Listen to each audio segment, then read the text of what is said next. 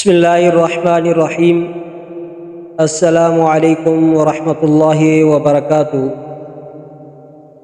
मुअज़्ज़ज़ सामईन इकराम, मसाइल वज़ू जे सिलसिलेवार दर्स जे सिलसिले में अज भी एक दफ़ो ॿीहर मसाइल वज़ू जे गुफ्तगू जो शरफ़ हासिल थी रहियो आहे।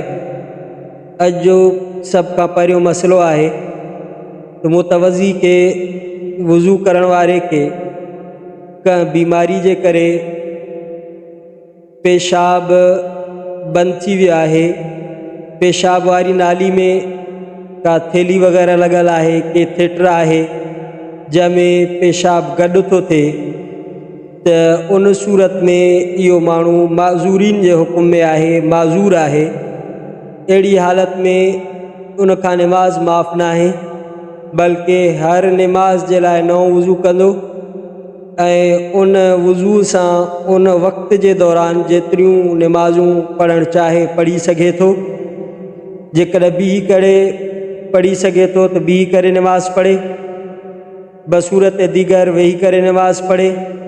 जेकॾहिं वेही करे बि अदा नथो करे सघे त पोइ लेटी करे इशारनि सां नमाज़ अदा करणु ज़रूरी आहे।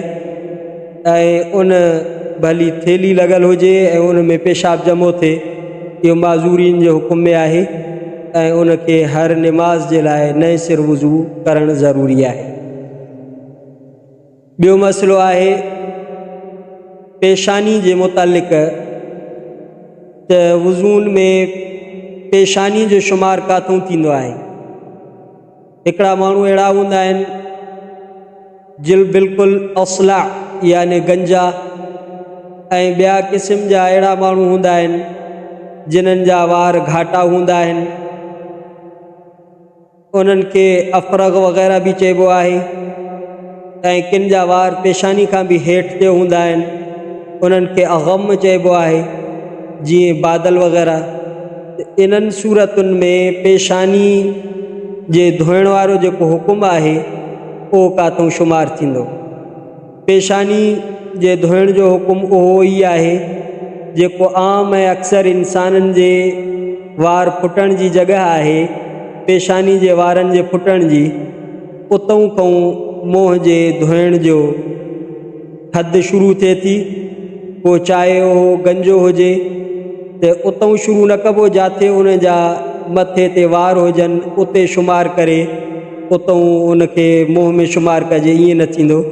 बल्कि आम अक्सरियत सां जेको माण्हुनि जे पेशानी जा वार जिथां फुटनि था उतां जो हुकुम आहे। अहिड़े नमूने सां जंहिंजा वार पेशानी ते इलाही हेठि हद ताईं आहिनि त बि उन जे लाइ बि उहो ई हुकुम आहे जेको आम इंसाननि जे वारनि जे फुटण जी पेशानी वारी हद आहे, त उतां उनखे वार धोइणा पवंदा।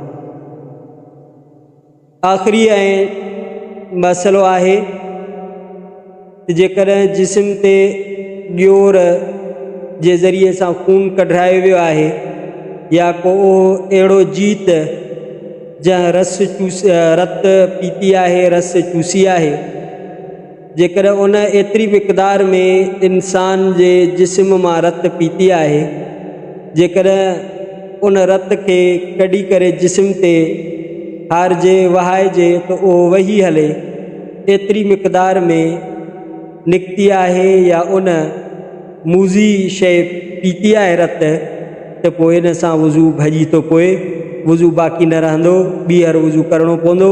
पर जेकॾहिं एतिरी मिक़दार में न आहे त पोइ वज़ू बाक़ी रहंदो।